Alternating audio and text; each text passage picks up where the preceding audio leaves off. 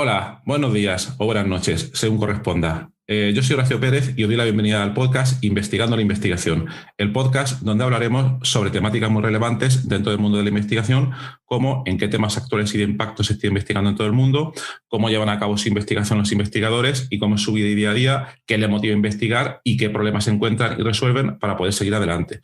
Y además nos centraremos no solo en la investigación académica, sino también en la transferencia tecnológica y en cómo se realiza la investigación en las empresas.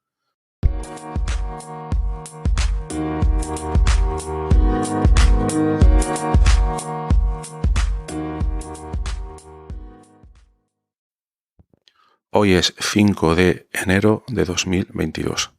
Hoy te voy a hablar sobre un paper que leí hace poco y que se titula en inglés Interpretable Machine Learning for COVID-19, an Empirical Study on Severity Prediction Task. Lo que sería en español aprendizaje máquina interpretable en el contexto del COVID-19, realización de un estudio empírico para predecir la severidad. Bien, este paper ha sido escrito por diversos investigadores chinos que se reparten entre la ciudad de Exeter y otra ciudad en China, cuyo nombre ahora mismo no me atrevo a pronunciar. Y lo que trata el paper, este paper se escribió aproximadamente, y según comentan, entre marzo y abril de 2020. Es decir, cuando la pandemia comenzó. Y lo que hicieron fue lo siguiente. Procesaron un dataset que contenía datos sobre pacientes que habían ingresado por COVID en un hospital chino de la ciudad de Zhuhai. No sé si lo he dicho bien, pero da igual. Luego pondré el enlace al paper en la nota del programa y ahí podéis ver, como siempre, todos los detalles. Ya lo sabéis. Entonces, procesaron un dataset que contenía información sobre 92 pacientes y el objetivo que ellos tenían era cuáles son las características más importantes de esos pacientes para ver si van a evolucionar de manera grave o no al haber experimentado esa infección. Porque claro, si te viene un paciente y tú tomas sus datos bioquímicos, por ejemplo, y ya te saltan unos biomarcadores u otros, podrás discernir cuáles van a tener una evolución más o menos grave y entonces los médicos podrán darle un tratamiento adecuado. Si no, todos llegan al mismo tiempo, los médicos al principio no saben. Ahora, bueno, hoy en día estamos en enero de 2022, esto ya se conoce un poco más que hace 2 años, pero entonces se conocía muy poco y este fue uno de los primeros trabajos bastante interesantes que trataban este problema. ¿Cómo puede ayudar el Machine Learning a que los médicos puedan rápidamente establecer un tratamiento adecuado para cada uno de los pacientes en función de sus indicadores biomédicos? Entonces, ¿cómo se hace esto? Bueno, pues los primeros médicos de la pandemia fue por experiencia. Muchos tenían varios años detrás y experimentando, ensayo-error, leyendo papers de la literatura, poniéndose en contacto con otros colegas. Iba a decir rápidamente, pero no fue rápidamente. Fueron adquiriendo un conocimiento que les llevó a derivar una serie de reglas para intentar predecir cómo tratar a esos pacientes. Pero aquí en este estudio, estos investigadores chinos lo que trataron fue intentar hacer este proceso de triaje, pero de manera automática. Entonces, muy brevemente, no me quiero extender, lo que hacen es utilizan un dataset que podéis acceder a él, porque si os descarguéis el paper, hay un enlace a GitHub donde tenéis todos los datos y podéis explorarlos, tratarlos, todo lo que queráis. Entonces, este dataset lo que hacen es dividirlo en dos partes, como siempre. El dataset contiene diversos indicadores bioquímicos para unos 70 pacientes, si no recuerdo mal, y la salida para cada uno de esos pacientes es severidad sí o no. Es una simplificación bastante extrema, pero como quieren ponérselo fácil a los algoritmos de Machine Learning, pues en principio tratan este problema como un problema de clasificación, para no complicar más las cosas. Luego, obviamente, esto se puede hacer mucho más complejo, pero así decidieron hacerlo estos investigadores. Entonces, bien, dividen ese dataset entre unos 50 pacientes para entrenamiento y unos 10 pacientes para testeo externo.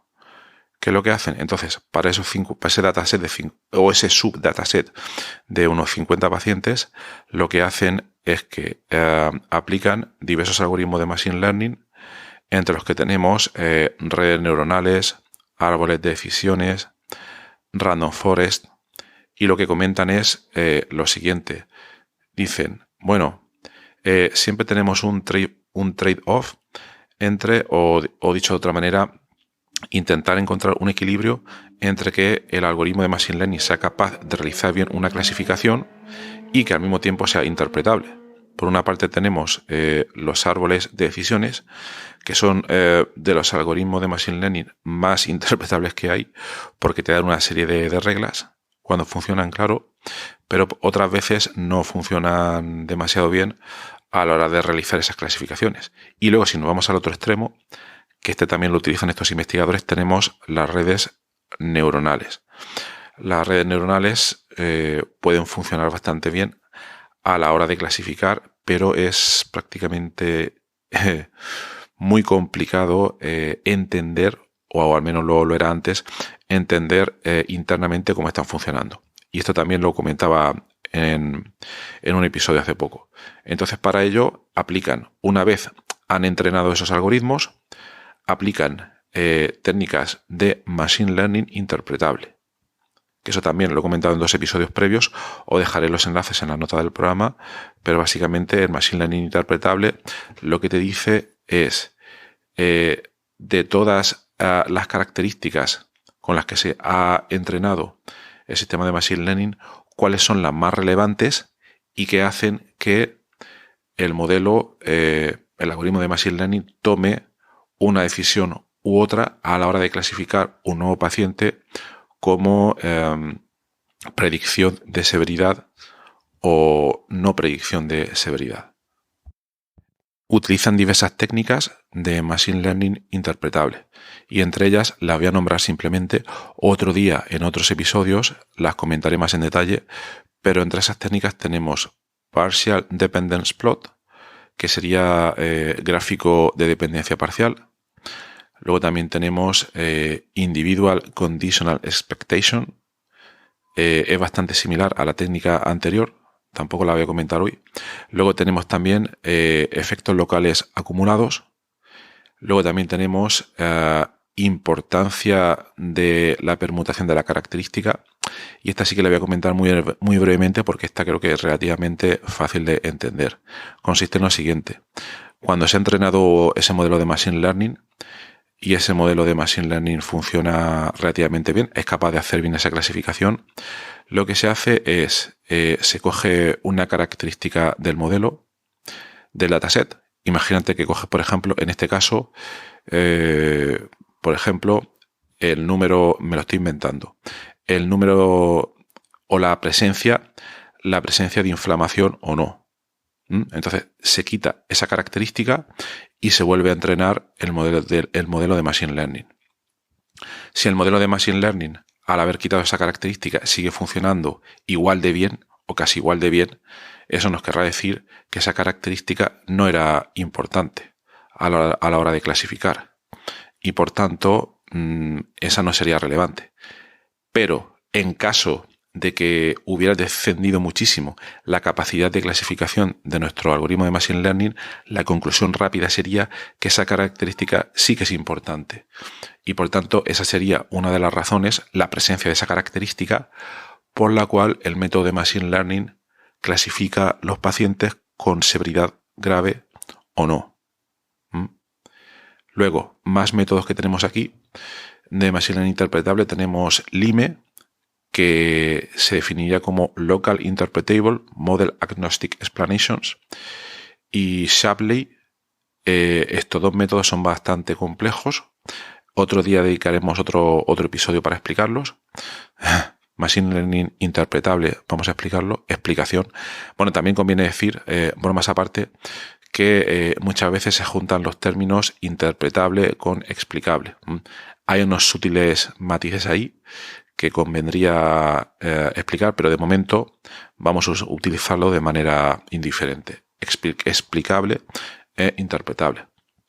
Bueno, los métodos Lime y Shapley son capaces de no solo informar de las características más relevantes que influyen a la hora de clasificar en el modelo, sino que también nos pueden decir de alguna manera la fuerza o la importancia o la magnitud, porque algunas variables, habiendo dos variables que influyen en la clasificación, una podemos imaginar que es 10 veces más influyente que la otra. Y ese grado de influencia también nos lo puede decir el método y además nos puede decir el signo, si influye de manera positiva o de manera negativa. Entonces, bueno, con todos estos métodos de interpretabilidad, fijaos que hemos comentado 5 métodos, pues los aplican a las diversas clasificaciones que han hecho esos métodos.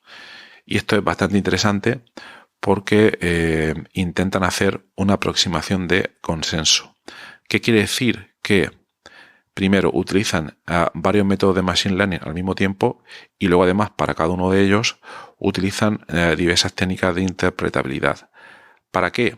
Para ver luego al final si entre ellas, tanto entre los diferentes modelos de Machine Learning y tanto entre las diferentes técnicas de interpretabilidad, todas ellas se ponen de acuerdo en algo. Claro, si se ponen de acuerdo en algunas cosas, podríamos concluir de manera rotunda que esas son las variables responsables para explicar la severidad.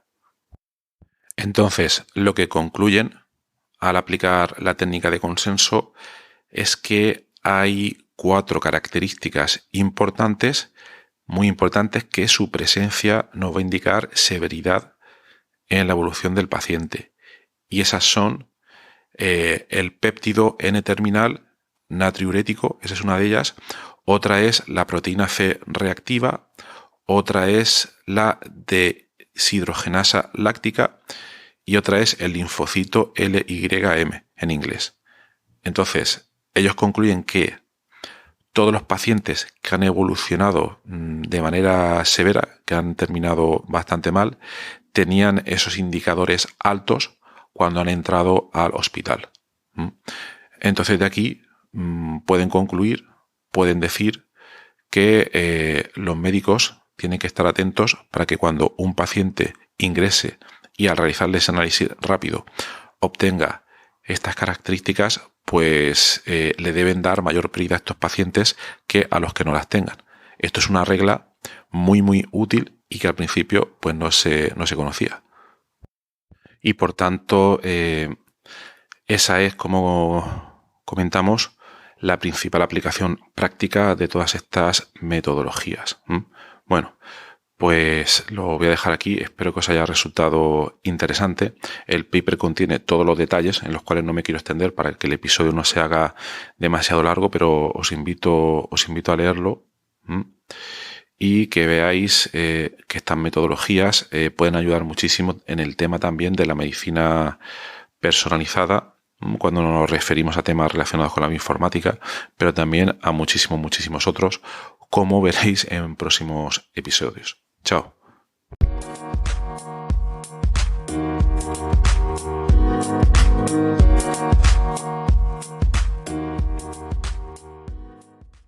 Gracias por estar ahí y por escuchar este podcast. Os recuerdo que en las notas del episodio tenéis los detalles sobre muchas de las cosas que hemos hablado hoy y también un formulario donde si quieres puedes opinar sobre el podcast, para bien o para mal, como quieras, estás en todo tu derecho, y también sugerir si quieres un próximo entrevistado o tema que está relacionado con la investigación, claro, pues tu opinión me parece muy importante, tanto a mí como a toda la audiencia de este podcast que va creciendo y que va contando muchas cosas interesantes. También comentar que si te interesa alguna de las técnicas que hemos mencionado hoy de manera muy breve en el podcast, me puedes contactar directamente y te puedo dar más detalles. Y por último, si te ha gustado, te agradecería muchísimo que lo recomendases a quien veas que le puede interesar y difundirlo por las redes sociales o donde sea. Y nada, y si estás en Apple Podcast, pues ponernos ahí 5 estrellas o 4 como quieras, siempre viene bien. Muchas gracias. Hasta luego.